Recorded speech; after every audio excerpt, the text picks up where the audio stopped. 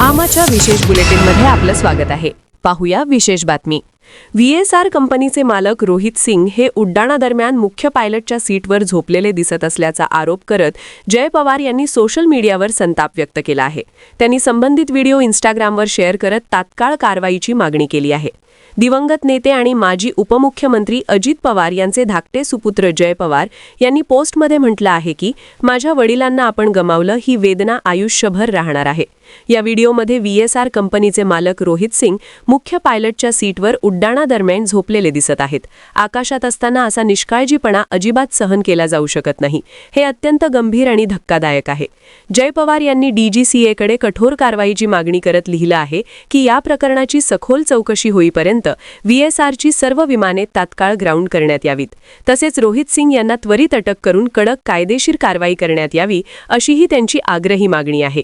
दरम्यान हा व्हिडिओ नेमका कधीचा आहे याबाबत जय पवार यांनी कोणतीही माहिती दिलेली नाही. आमा चॅनलला लाईक करा, बातमीला शेअर करा, सबस्क्राईब फॉलो करायला विसरू नका.